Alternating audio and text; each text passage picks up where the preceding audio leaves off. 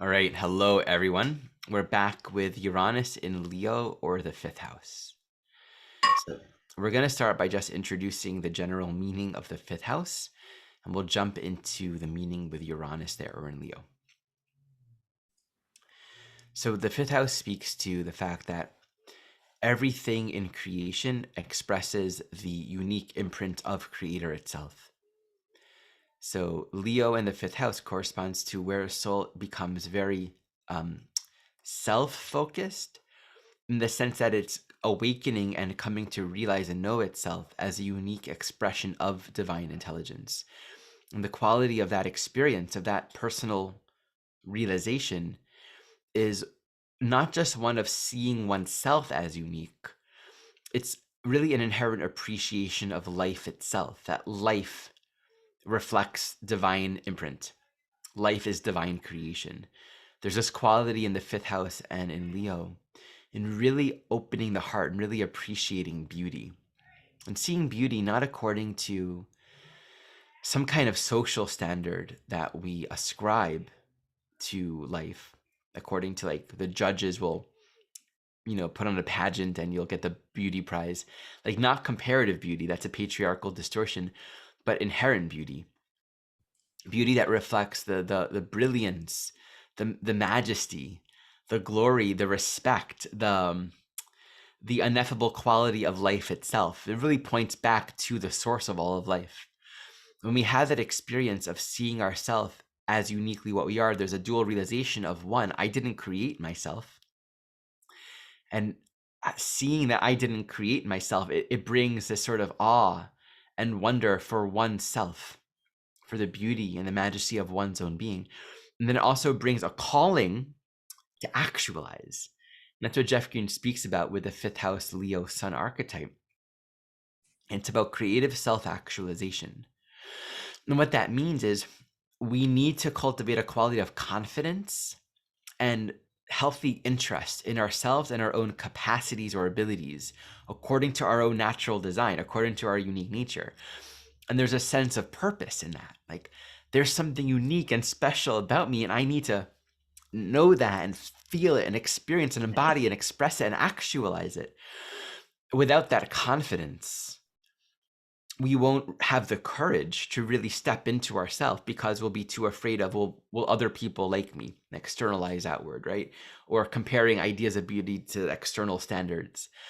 There can be a deep sensitivity in this archetype to really stepping in, especially if there's trauma around being seen.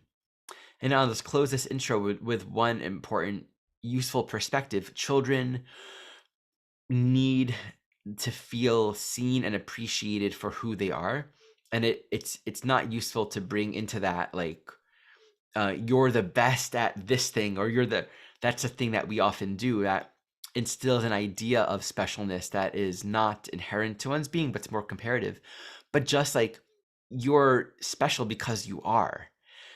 That's where it's like the fact of a child existing, there is a draw within their soul to receive and to attract, and for all beings to actually recognize within the child, this is a special, unique, beautiful being.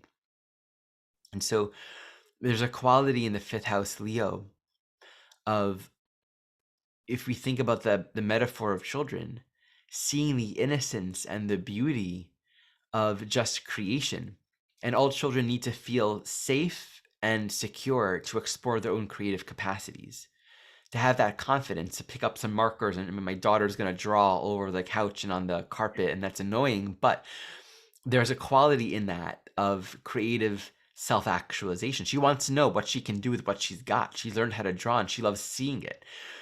Playing games is really this act of, what is it like to be me? In a sense, on a more metaphysical level, this is all just a big show. We're not these bodies, we're not these personalities.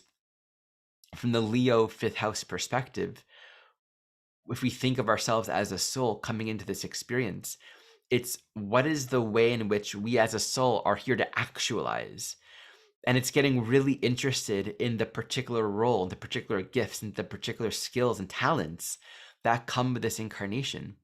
And if we don't claim it, if we don't feel confident in ourselves or interested in ourselves, there's no chi.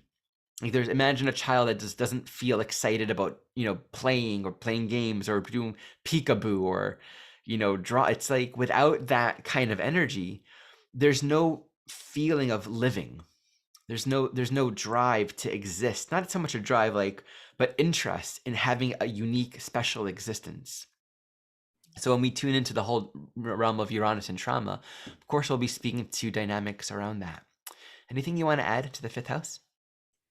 Yeah, I remember one of the things that just struck me when we were learning about the fifth house and Leo and in the evolutionary astrology school that Jeff Green was teaching is the fire archetypes all come into this life with a special sense of destiny.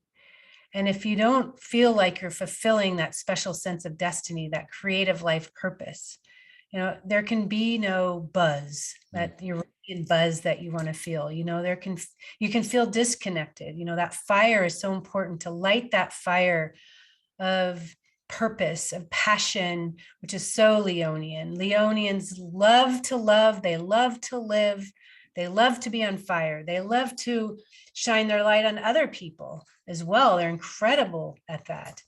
And so not only do they want to be, the Leos of this world, or the Leonian archetype, want to be validated. We all want to be validated. We all have Leo somewhere. It's also a beautiful archetype for shining a light on others. And you think about being on stage, which is so Leonian, and just making people happy because you're on stage, or a director who's choosing people to perform for others, to really create a shift in their life experience in some way. So I really love that about the Leo archetype. And something that I came across recently from the Guardian newspaper was what are the 3 keys to happiness? And the first one is someone to love. That's it. Leos know how to love like no other. The Leo pieces and parts, but the heart is Leo, really. Someone to love is number 1. Number 2 is something to do. When you wake up every morning and you're excited about getting out of bed, or you have something to do, or someone's depending on you, it contributes to a sense of meaning. And the third thing is something to look forward to. So someone to love, something to do, and something to look forward to. And I feel like all 3 of those things are fire generated things in our world, right? That light our fire, that open our heart, that make us feel connected, give us a reason for being and meaning. And so the Leonian archetype, whatever it is that lights your fire, whatever it is that opens your heart. My daughter's a dancer, and she's got some 4th house energy and a Cancer rising. So you wouldn't expect that she would love to be on stage and dance, but she loves it. And I asked her, why do you love it so much? There's nothing in the 5th house and nothing in Leo. Oh, she has her original Lilith is in Leo. That's huge. Yeah, asteroid, yeah. So that just says it all. But she says, I love to dance because it makes people happy. And I feel like that's a really pure form of Leo as well, is that if what you do brings joy to another, and it's not always just about you. So it is important for the Leo energy to think of themselves first. You have come here. The energy is within you to actualize a purpose. And so you do have to put yourself at the center of your universe, right? Like the sun is the center of our universe. So it's part of what is necessary to discover really what your inherent gifts are. And through the polarity, Aquarius and Uranus in this case, your vibrational nature, how that life force and that solar center is emitted to the world, how it's received is Uranus. And so we do have to start in our center to know who we are and what lights our fire and what we are passionate about. Because when you were talking just now about Leo and just, what is necessary and important, it really fired me up just feeling what you were talking about. I'm like, yes, looking forward to a performance, looking forward to a sports match that you're participating in, looking forward to, whatever it might be, to start a new painting that you're going to create. So looking forward to sitting down to write a piece of music, to play a piece of music, just because you're connecting with the heart. That is what the critical piece is with Leo, to be able to feel it with your heart, to feel connected in that way, versus the polarity, which can be disconnected. Leo wants to feel all the way inside of what it's doing and share that light with the world. Beautiful. You spoke about generosity. Yeah. And it's like such a healthy expression of the Leo fifth house is that quality of giving in the way that the sun gives, because it's if it's shining, it's giving. If it's not shining, if it's protecting, if it's afraid, if it's holding back, if it's like, well, no one sees me, if it's not doing that, it's not giving. And that's one of the like those deeper facets, like where we can get stuck within Leo around looking on the outside. But the deeper teaching is we really know who we are. We know the gifts that we have inside of ourselves if we're sharing them. And that's why it's like the idea of being seen is more accurately just shining. And of course, you see it if it's shining. And it has to, that's why the analogy of a campfire, everyone circles around it. And there's a radiance, there's a gift. And that's where that Aquarius polarity is so important. Because if we're just being what we are, we're not bringing too much self-consciousness into it, we can continue to cultivate our creativity, and it inspires. It brings life to the world. It's so essential. So when we begin to bring Uranus into the fifth house or Leo, we're actually combining two opposite archetypes. We're bringing forth the Aquarius and the Leo archetype. I have a Sun Uranus conjunction, and in fact, I have Aquarius in the 5th and Leo on the 11th. So these archetypes are combined for me in several ways. Earlier today, I sat down to play piano, and I have this experience sometimes when I play music where I'm not in relationship to the creative edge of the moment, the experience of creation now. I might be more in relationship to a thing I did some other time ago. And that's what's happening with Uranus in Leo or the fifth house. We're wanting to liberate from the past any construct or notion or idea of what self-actualization or what my creative being is. It could be the analogy, and there are many examples of this. It's not one of our examples today, but Jim Carrey is a great example of this. He has Uranus in Leo. Maybe we'll circle back to him because he's also in the 10th house.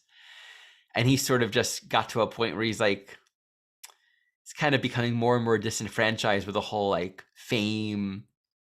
He's like, all of this is a show. He's sort of seeing through the matrix in a way. But playing an old role, playing an old character. And what we find is we're just dissociating and mechanically bringing our own creativity into expression. The calling within Uranus and Leo or the fifth house is to experience the present moment individuality, the very vibrational nature of one's creative essence right now. And that means the past can't actually touch it. So there's a quality in the signature that often expresses as constantly reinventing oneself, right? You're a stage actor, now you're a school teacher, now you're an artist, now you're, because you're none of those. It's really about accessing the pure creative intelligence of one's soul. And so I found for myself, I was playing something and I had this feeling to just play the same melody, but at a lower octave. A really old, like a song from like 2001, a really old song that just like recently came back into my mind. And playing at a lower octave, I found this new relationship to it and its feel and its quality. And it's like, oh my God, this is what I was looking for.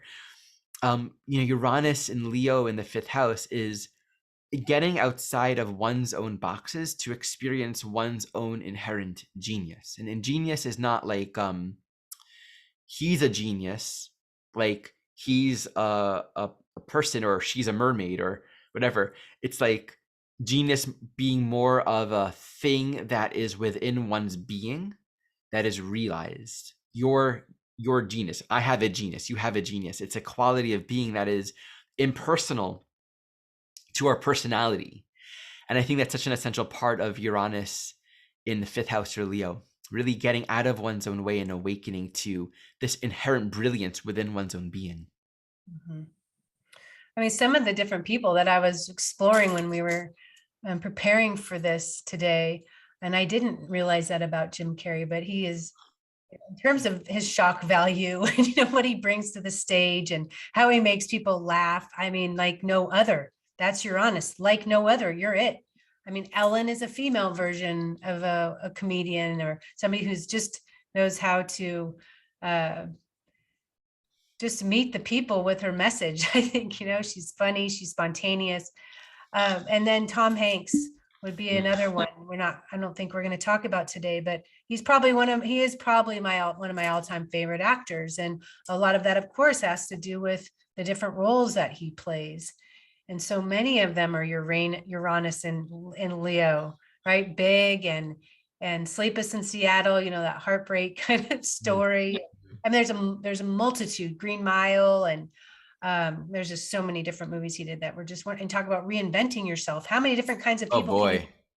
I mean, Yeah. there was 55 movies when I clicked on his name. A lot of them I didn't even remember, and then I go, "Oh my gosh, he was in that one. That's right, that one and that one." And even that movie about the plane crash, or that they didn't actually crash. It landed on the Hudson River. I think he was in that one.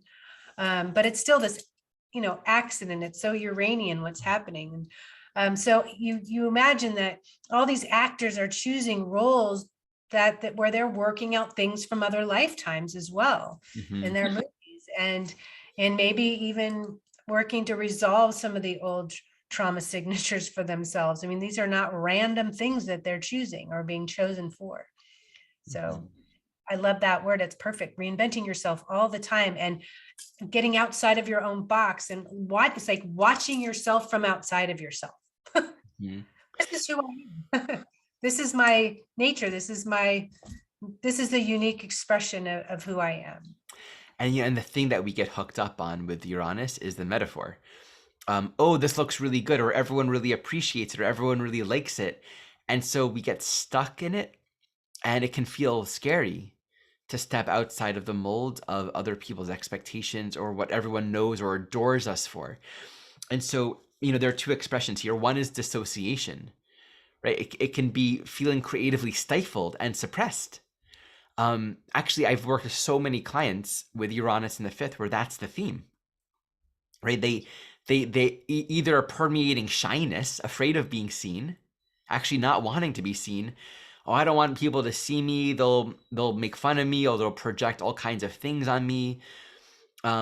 Or just the sense of playing a certain role in life, playing a character and feeling stuck or stifled in it. There are two pieces that can arise. Very often, Uranus in the signature speaks to trauma relative to being seen. So someone's opening their heart or expressing, they're actualizing a purpose, and they get those tomatoes thrown at them, or they're persecuted, or they're told, you can't do that, or that's wrong, or that's too out of the box, you don't belong here, you're weird, you're doing that, you don't belong here. And there can be so much trauma around just the consequences of being oneself. And of course, Uranus in the fifth, being oneself can look very weird, can look very different relative to the status quo of one's friends, one's society, one's family. We could have trauma as a child, leading to a sense of feeling creatively blocked or not feeling encouraged or supported or connected to one's own creative essence, always feeling different, like an outsider. And so I don't really belong. And if we hold that consciousness that there's no belonging, there's no place for me, we could have sort of this like very genius, creative kind of person that never shares, that never moves their energy outward, that's always kind of in their own eclectic bubble, but maybe feels really paranoid or distrustful of other beings, right? Imagine going on a date with that person, right? They might have like a sort of like guardedness to them, protection around their own heart. So one traumatic piece here can just be relative to opening the heart, but having experienced um, the trauma of exclusion or persecution relative to that. And we see that a lot. I mean, a lot of souls with Uranus in the fifth house or Leo had lifetimes where, you know, maybe they were famous and like a news report came out on them and, you know, said something really derogatory, and then they're suddenly embarrassed and everyone thinks something of them. It's like, who wants to get on stage after that, right? Or they were a famous inventor that was killed because they invented something that the church didn't like. Like, there can be all these qualities where one feels like my genius, my creativity doesn't belong here. Mm. And, you know, there's another expression to it, which you mentioned, the shock value. I don't know where his Uranus is, but I know he's an Aquarius.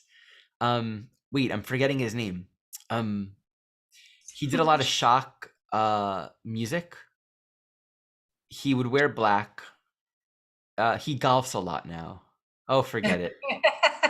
Mercury's retrograde right now. It'll come to you. Anyway, it'll come later. Yeah. Yeah. But shock performances where it's like you didn't expect that. And it's taking people out of their boxes and encouraging their own creative actualization, or just something that is taking people outside of the known and could even be uncomfortable. Yeah, exactly. I want to share a funny joke that Jeff Green would say. He said in school about Uranus. What was it? Uranus walks into a group of people and asks, "What group?" Do you get that? So Wow. Uranus in Leo into a group of people and says, "What group?" You know, because it's all about you. So we used to laugh. He had a lot of good Leo jokes actually. So Wait, Uranus and Leo walks into a group of people, right? yeah, Yeah. yeah. Wow. Love that. Sorry, people are Well, the opposite, that's so beautiful, because just so everyone can really get that. That can be one dimension of it. There can be a sort of like elitist narcissistic quality as well, of like just doing one's thing and almost like unintentionally hogging all of, like, always being the shocker, always being the weird one in the party that's kind of traumatizing the group because you're diverting all of the attention towards yourself, right? That can be, or it can be the other. It's like Uranus and Leo walks into a group of people and feels totally stifled and wants to hide, or just feels like, you know, uncomfortable, because they can be hyper aware of their own projections.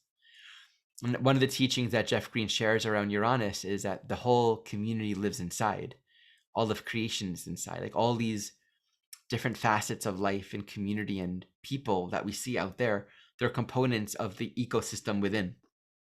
That's why a big part of the Uranus work is separating ourselves from our projections and our stories of the people around us or the things happening around us, and realizing this is actually all in our own mind, reflecting where we are at with our own true self.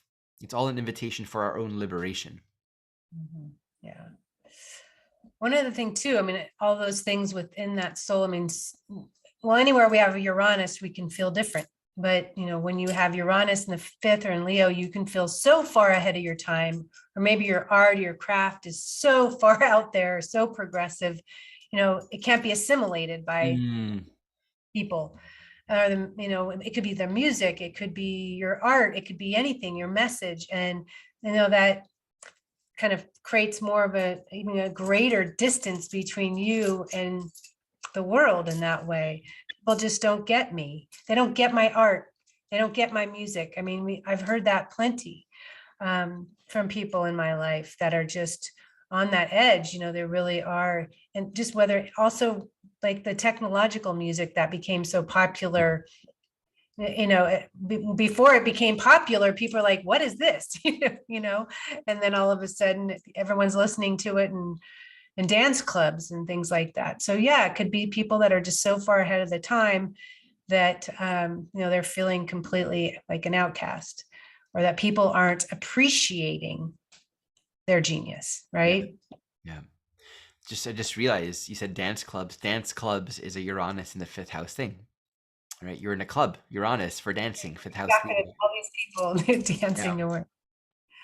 I have this story I will share because it was actually extremely humiliating. But when I look going through this series with you, Ari, I'm remembering so many things. Like, why did I have to go through that? But I was an athlete in high school. That was my primary sport, but I really wanted to dance as well, because my best friend was dancing. My sister was dancing. It was such a great club in high school. And so I missed the tryouts because I had a soccer game or something. And I had to meet the dance teacher in the gym, and I didn't know I was going to be alone. So she puts on music and literally wants me to dance for her by myself. Uh, Now, for me, I mean, if someone gave me a soccer ball or a basketball, I'd be like, no problem. But this was different. Like, music makes, just all the walls come down. You're not a warrior anymore. You are showing other layers and levels of yourself, and there is no way in heck, be a tree, I don't know what you wanted me to do, but it was like the most humiliating experience, because I knew if I was in the group with others and I was not feeling like the teacher was staring right at me, it would have played out differently. I didn't make it. I didn't make it into the group, but and that it really killed me that I had to, because I knew I was good enough. I could do what everybody else was doing. I was dancing with my friends all the time. But so that was traumatizing for me. And that being on stage thing in a way. And so I get that. Like, you don't ever want to go out there again. You just yeah. So all right. What else to share about? A couple more things to speak to is, where was I going with that? I just had it. You're dancing. Well, I'll skip that one. I'll come back to the other one. Was children. And so it's not uncommon with Uranus in the fifth to have relationship with children that maybe aren't your own, right? Stepchildren or a step parent figure. The idea like being seen or appreciated or encouraged or recognized by someone in our life but maybe isn't a biological parent, or children that are not our own. The idea around step anything with Uranus is because it reflects it's a larger community. It's a part of our larger environment, and these are all just the diverse elements in life, which are also diverse elements within us as well. And this is what I was going to say. The process of connecting with one's own genius, with one's creative essence, what's happening is we're stepping away from the known, stepping away from the conditioning, and accessing an essential quality of divine intelligence. And you mentioned something to the likes of there can be, this people may not understand. It's very uncommon for artists or people with the signature to bring forth something new, be it a medium of art or technology or something that the world at the time doesn't appreciate because it's a higher intelligence. And if we really think about what is creation itself, if I take a pen and I draw something, that's an expression of me as a creative being. But if you just sort of take an even larger step back, what is creation? And it's like creation is all there is. And there's something very electric about it when we're not focusing our creativity through a particular conditioned construct. That's why the reinventiveness is such a big part of it, or the traumatic experiences where one's going to face the limitations of their own. I mean, there can be a sort of like, I'm this famous inventor or musician or artist, but they're going to outgrow it, or something's going to emerge in their life where they're going to get, other people are going to stop liking it. Because the point is to not stay in a form. The point is to connect with what actually is.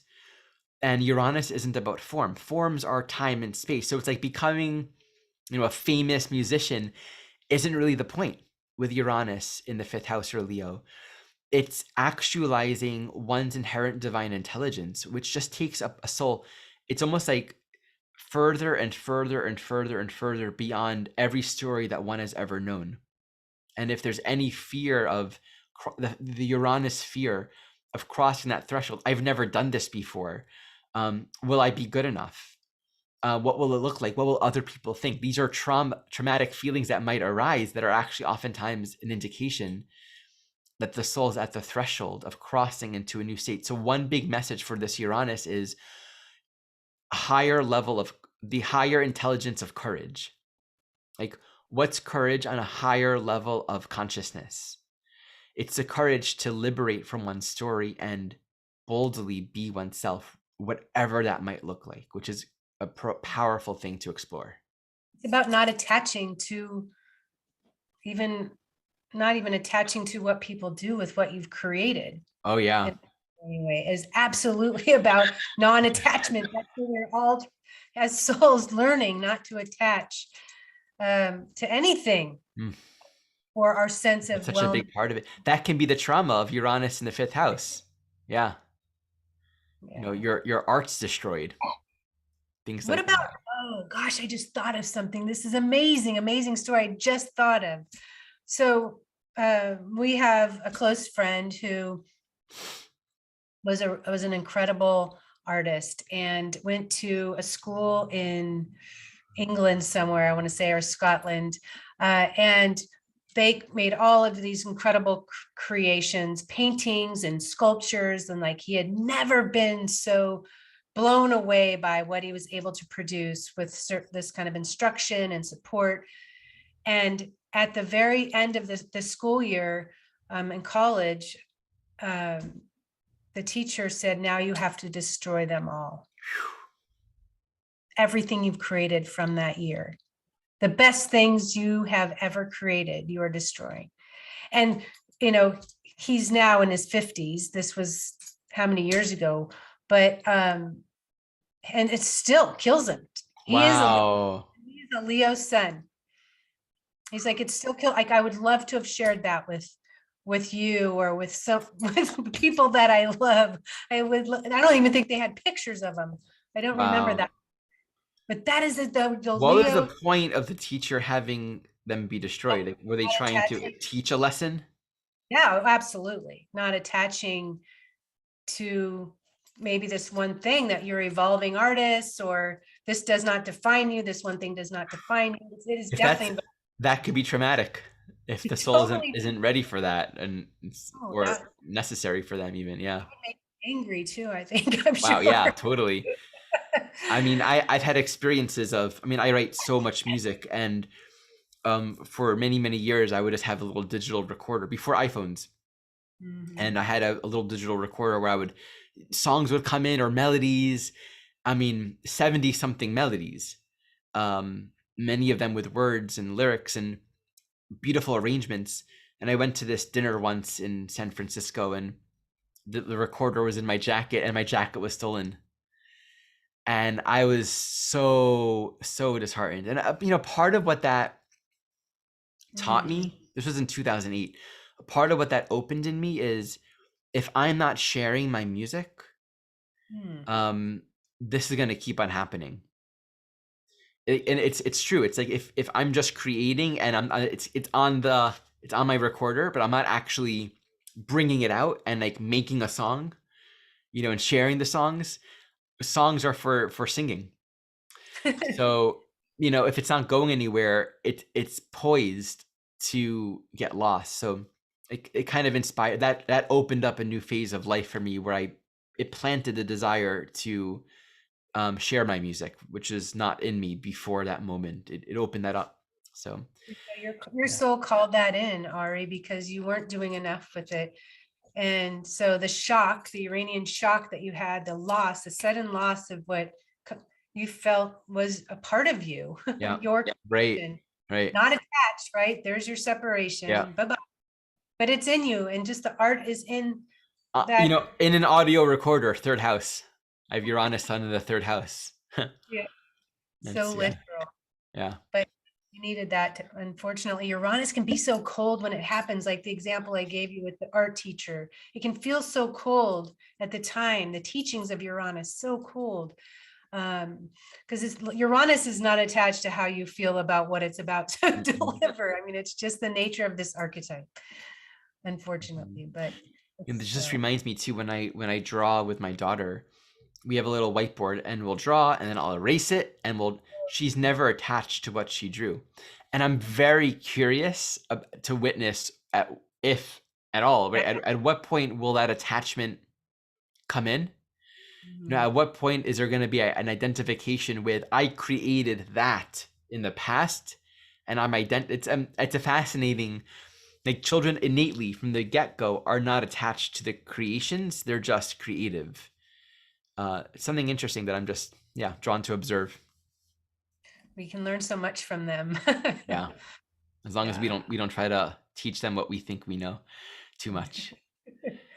All right, should we go into some charts? Definitely. Okay, let's go into screen share. Okay, here's the image you found, the broken heart. And yet that broken heart lets the light come out, whatever was suppressing it. So I Like see Leonard the brilliance of that image. Yeah, Leonard Cohen's song, what is it? There's a crack in everything. That's how the light gets in. Yep. Yeah. Okay, Elvis. Classic example. I mean, it's a great example. He has Uranus in Aries in the 5th house, squares the nodes. It's the ruler of the North Node as well. I mean, there's a lot to say here around his own, like, sexual machismo and thrust for life, and his own, like, draw for, adventure, creativity, sexual, creative exploration, kind of pushing the edges of sexuality and romance, and, like, sharing and getting beyond the boundaries of what does it look like to actualize. I mean, this is a soul that came into this life to really claim this Uranian piece. And if you study his life, of course, there's a whole lot around that 8th house, 2nd house axis. But to keep it simple, this Uranus in Aries in the 5th house, he became a social icon. Uranus, as Jeff Green taught, can speak to a social contagion, something that opens up in one part of the world, but it's like a nodal point in the matrix. It just connects with a bunch of other points globally. It's emerging in conscious. It's not personal. It's emerging in the collective everywhere at the same time, in a seemingly non-causal way, right? This is a bringing forth a renaissance of creativity and sexuality and dance that wasn't really integrated in society. And of course, Uranus in the 5th house, relative to that South Node and Leo in the 8th, there's a lot of taboo here, right? He was, what was it, like on the Ed Sullivan show, I think? They only filmed him from the waist up because his hip movements were too exploitative, and seeing all those women fainting and screaming and going crazy, and it was just, he was bringing forth a high amount of creative energy, liberating repressed sexuality, liberating this masculine energy, this masculine archetype that I think the world was craving and calling for. There was a renegade quality to it. And so he's just a really great example. And of course, he brought forward a whole culture, a whole generation of music, of style, of dance, of performance. He is seen as an icon for all of those things. We often miss that. Like, people that become so, like, iconicized, we often, like, I feel for myself, like, when I connect with the energy of Elvis, it's like, oh wow, what a soul. Like, what he was bringing forward was so unique and so new. It's easy to forget that when they just kind of become Elvis, Yeah. Anything you want to add to this chart? I didn't prepare for, no, I mean, listening to you on this one, so I'll add to the other. Great. Yeah, you'll take this one. Oh, Alec Baldwin.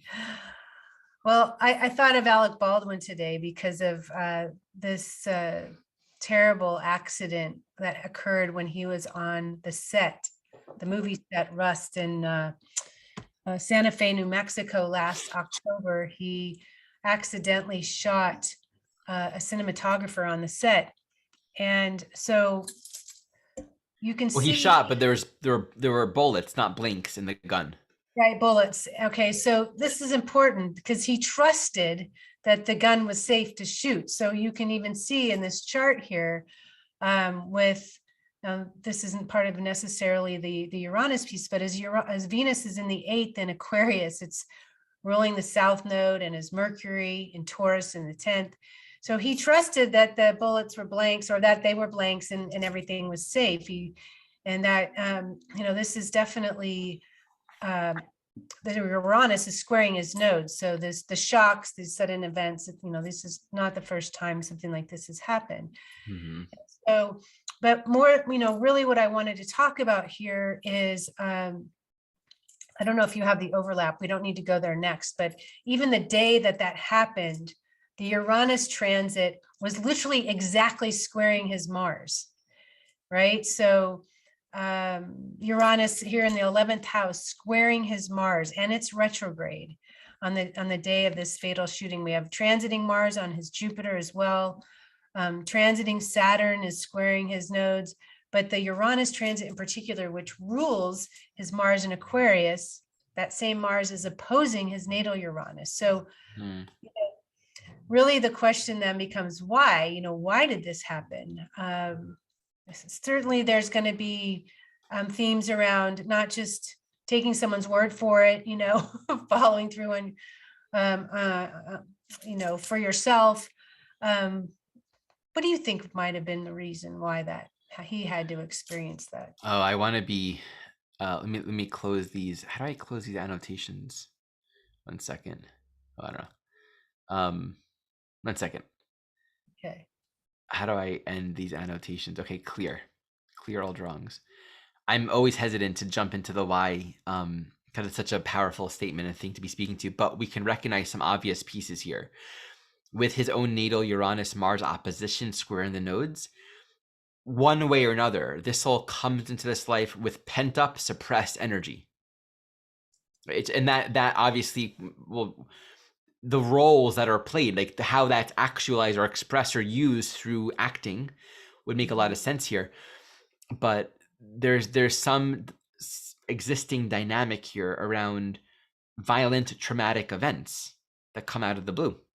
Right. Uranus in the first opposing Mars, also in Aquarius. So I'm not, yeah, I want to take more time before I go into why, but it's clear the suppressed energy is there. And he's also he's wound very tight for sure. And exactly. Anytime that we are shocked in this kind of way, and this is going to force you into your emotional body, right? He's got a North Node in Scorpio in the 4th with Neptune, Jupiter, the moon. You cannot be detached when something this extreme has happened. So this event absolutely occurred to facilitate his evolution, to really get him back into those waters, to, take responsibility for anything that he's been a part of. I mean, even though it was an accident.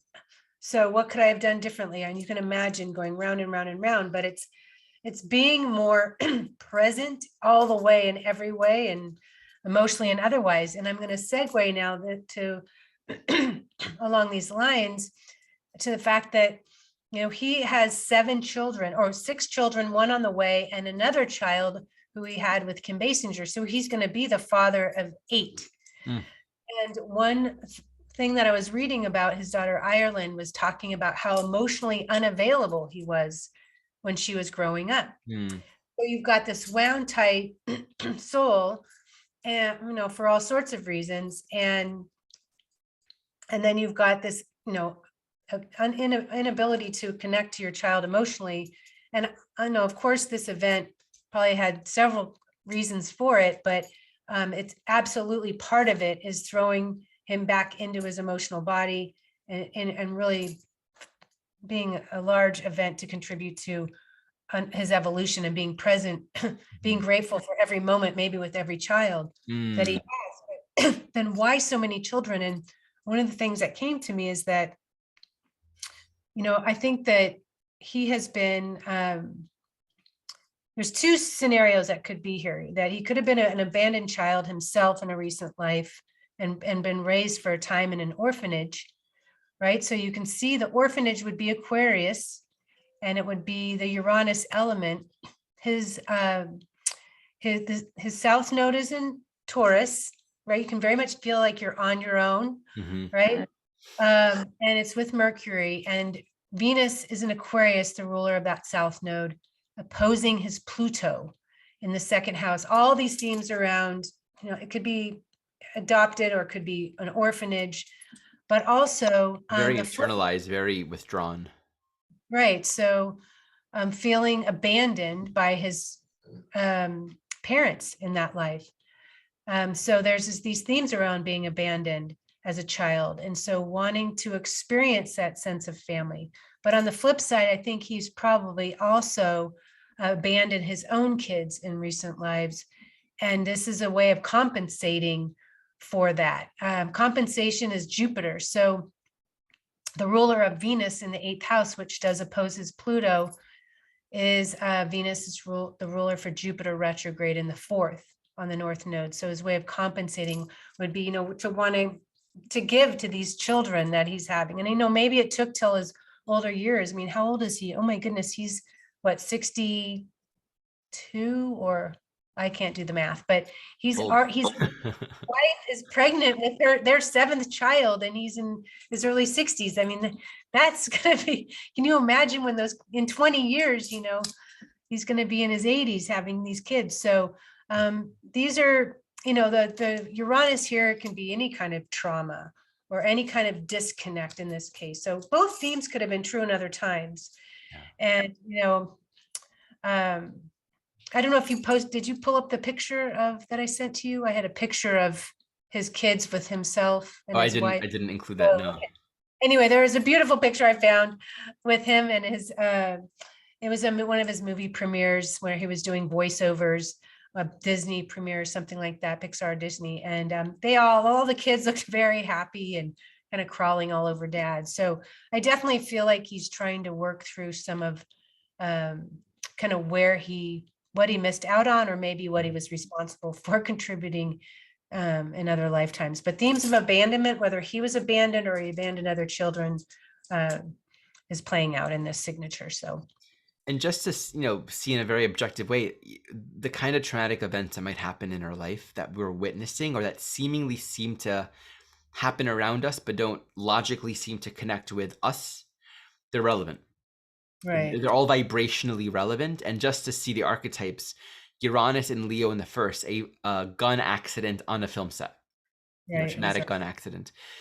Again, I can see what you're speaking to with that North Node Neptune Jupiter conjunction. It's really about connecting to a much deeper place of emotional connection and presence. With that Uranus Mars, one way or another, there's something around the solo, the loner, the I'm an outsider, I got to do my own thing, and maybe just deeper emotions relative to that 1st house, 4th house axis that want to be released, right. So. Real quickly too, the Uranus and Leo retrograde, as his daughter calling him emotionally unavailable, or it can be the soul's own self-interest that creates that experience of detachment to others. And, as a child being raised by him, and hopefully, like I said, over time, maybe he's learned from that. I know she's been pretty vocal about that, and he, in certain things that were written. So, I'm sure she's told him plenty of times what needs to change in him. So it's really being objective about your own self-interest in this case, or having other people tell you things that shock you into that change. And I mean, this event sure shocked him into his emotional body for sure. I remember seeing him interviewed, and he was a mess, as anybody would be. I mean, just falling all over the place. Yeah. So, sometimes that's what Uranus will do. It'll throw you so fast and forward into the water you can't see straight. But anyway, recent event that was last October. So. Yeah, I just want to bless his soul journey and honor just his own process too, and exactly. all of it. Okay, so what we got next is Jimmy. You can't not bring Jimmy into this chart example, because he's like an eclectic, inventive guitar player who is still today like worshipped.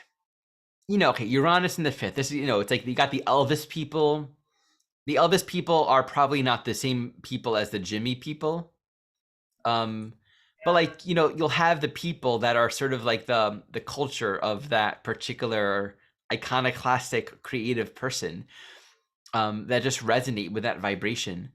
There's like a whole reality around Jimi Hendrix and his guitar genius. And again, it reflects something that was emerging and awakening at that time.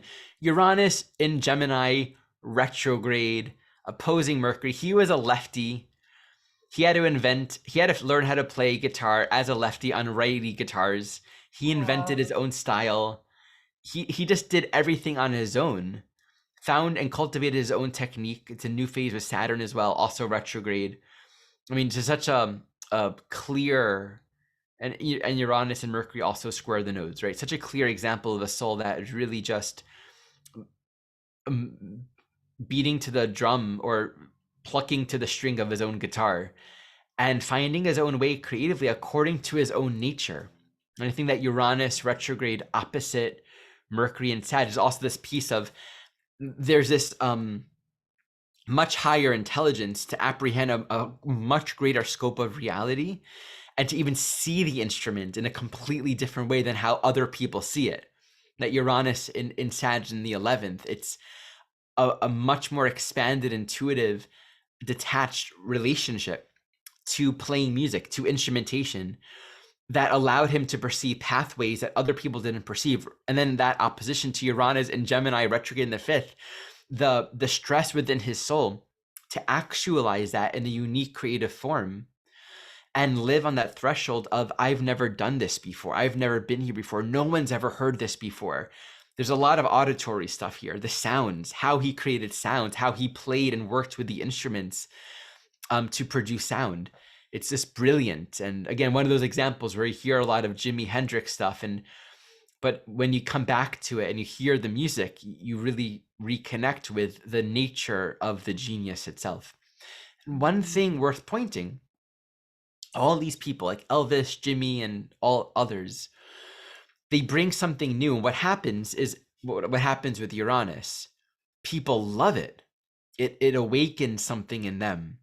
And then everyone wants to learn how to dance that way, how to play that way, how to dress that way, how to make art that way, right? And it becomes it becomes a new art. It becomes Saturn. It becomes, here's a new structure, a new form. You have college classes on Elvis, college classes on Jimi Hendrix, books you can buy. Yeah. So it always goes in that direction, but it starts off as what we see as new because it's pushing the boundaries of a creative edge we haven't seen yet. Definitely. I'm sure he's hearing all these new tunes in his dreams, right? Before he plays them, or they're just coming spontaneously to him. He's just spontaneously downloading all of this brilliance. It would have to be spontaneous. Someone once told me, I had a memory of, I don't know where or when this was. I was talking to a man in his home many, many years ago, and somehow Jimi Hendrix came up. And he said, Ari, I think happened? I think Jimmy, he just exited. He overdosed, right? But his view on it was he got so deep into the creative moment that he just left his body. I was like, oh, that's a cool perspective. I like that. I got Mars and Scorpio in the 11th house. He's just, I'm out of here. Well, yeah, he's pushing. I think we've done his chart in some other place before. Yeah, he's pushing those boundaries of death, and yeah, every he end wanted of to escape. So I mean, that's huge. Yeah, great example though. All right, Ellen. Oh, I didn't know we were going to talk about her chart. I mentioned her. Just make sure we got to save time for the duo. Oh yeah, well let's go to them first, maybe. Okay. Yeah. All right. I love this story. There is a movie called Big Eyes that I don't really know when it came out, maybe in the last 10 years. Amy Adams is the lead actress in this. And we do not have, she's portraying Margaret Keane, who was a famous artist whose paintings were of children with these really big eyes, very cool paintings. I mean, her paintings made millions in the 60s. Mm. And her story is that, her husband started to claim credit for all of her paintings. I mean, think about the time that she was, growing up in, right? Women were, initially, I think in the movie, they talk about the fact that he didn't think that they would go very far with her name on it because she's a woman, right? Classic. So he's wanting to take credit for all of her paintings. True story, great film if you haven't seen it. And eventually Margaret Keane had to sue her husband for the rights to her own work. Wow. And so the film follows her as she gradually gains confidence and finds the strength to take on her husband to the, into the courts. It was just awesome. Me, of course, I love all those stories.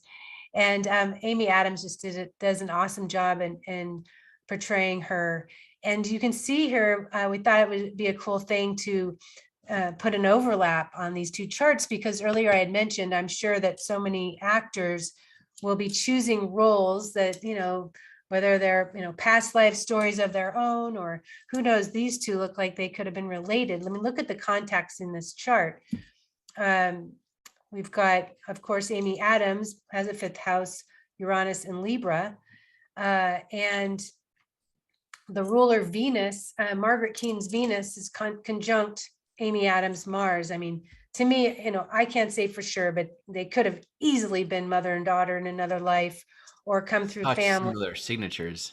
Very similar signatures. And even Neptune, the Neptune Sun conjunction here could be like that. This movie really allowed for such a healing, to happen for Margaret Keane, just to tell the whole world her story and to empower other women, right? Empowering other women to claim what's theirs, and so there was this international reach to get her story, to have her story told. And I love it too so much. They both have these strong Virgo signatures, this underdog, and that it was so important for Margaret Keane to be able to fight for what she had earned and to value herself and her worth enough to risk it all for that. I mean, she has Uranus opposing her Mars and her Mercury.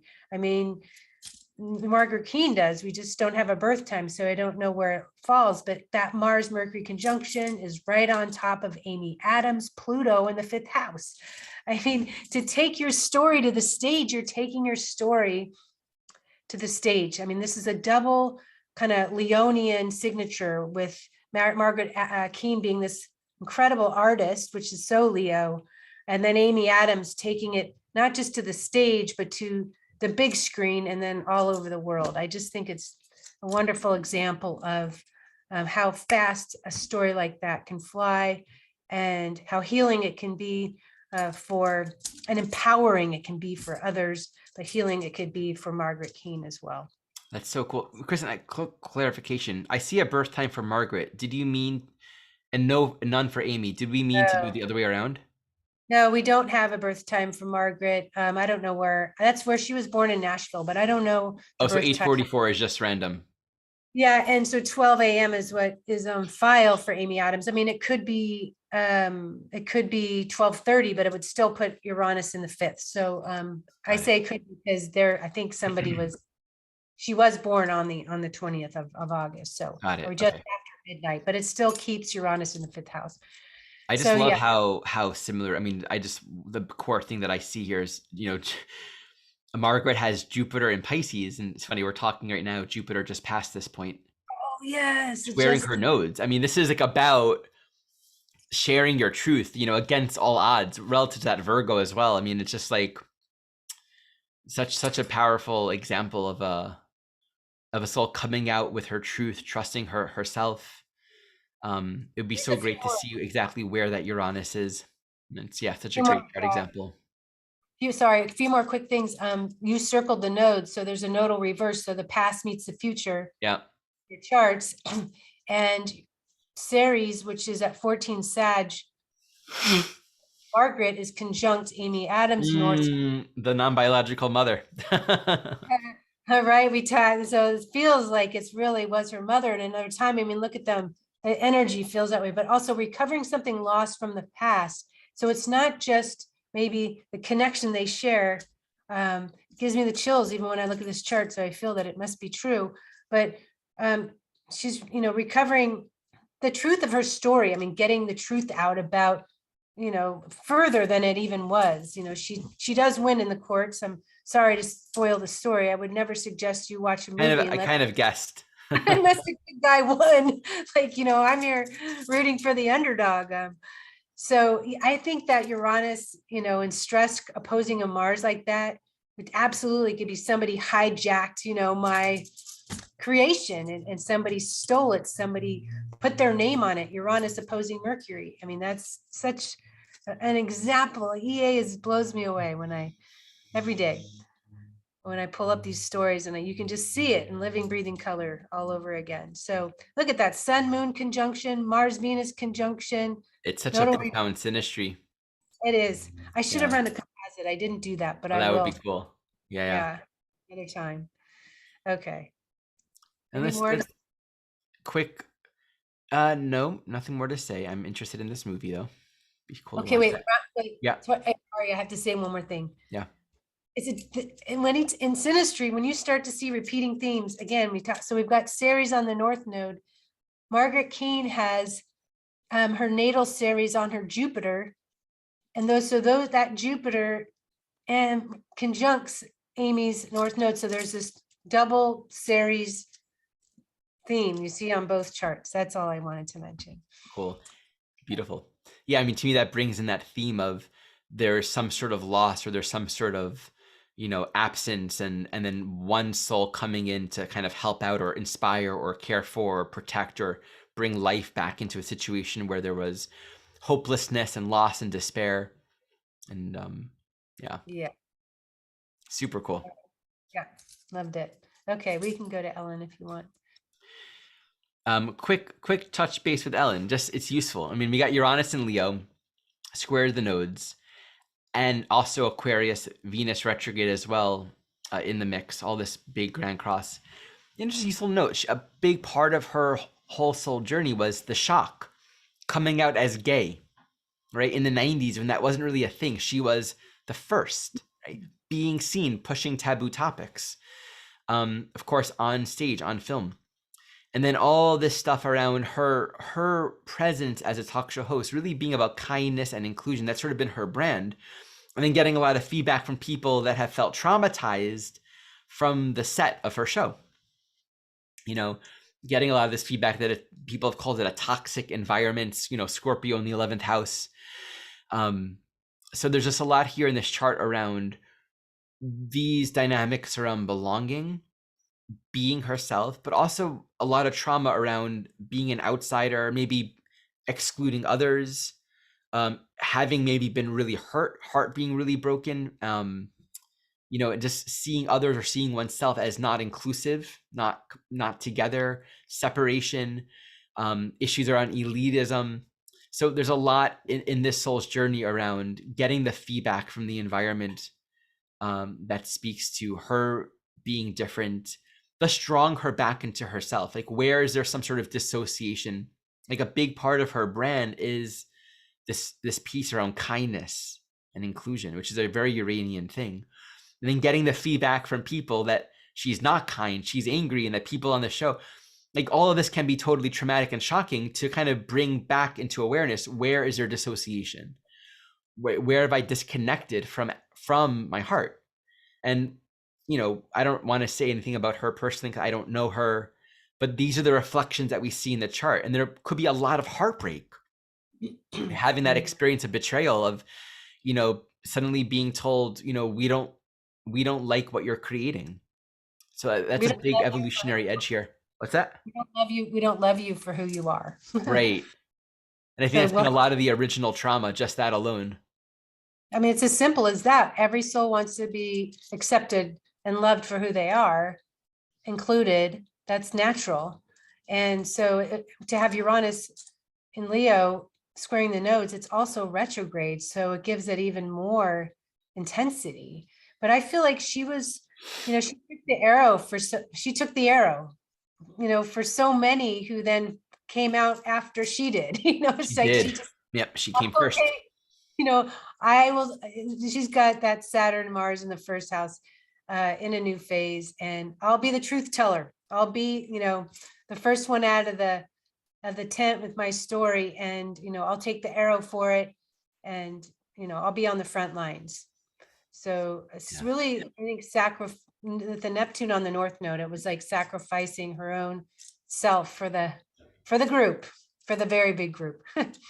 And it's also, I think her soul is wired to be in touch with like the prevalent evolutionary theme of humanity in the moment, and almost giving herself to be an agent or an example of that. Yes. This brings up a very important Uranian piece. We could have with Uranus anywhere a very strong humanitarian kind of orientation, bringing in a higher, a more inclusive way of thinking, of seeing, of relating. And at the same time, there can be a deep disenfranchisement, a deep distaste of humans, or almost like, I don't want to contend with all the silliness and the drama. So there's, with Uranus and Leo, we're in the 5th house, there can actually be a guarding or a disconnect from one's own generous, loving, caring nature because of traumas and hurt that says, I don't love you, you're not worthy, you're not acceptable, you're different, you're other, I don't appreciate you. Simultaneous to there having been a deep radicalization, well, I'm gonna, adopt a lot of cats and make sure all cats are loved. I'm going to become a very, very focused, in a very Uranian way, on like this particular, social media network that's like encourages everyone to shine, or like one can get stuck in these particular expressions of inclusivity, but still also not necessarily be fully connected to their own trauma and hurt. And that's where with the Uranus, there's like that metaphor. We can get really into an idea of something, and it can even be an evolved looking idea of something. But life's always going to sort of push us back to our own ongoing liberation. God, that's so true. I think that's really what it comes down to. So if anything's coming up for you along any of these lines with so much Uranian activity during eclipse season, it is all about that, your liberation, leading you toward your liberation. Sometimes it hurts. Sometimes it's heartbreak, but there's freedom on the other side. Mm-hmm. Great. All right. This completes our show. All right. We'll be back next time with Virgo, Uranus and Virgo. Bye. Namaste.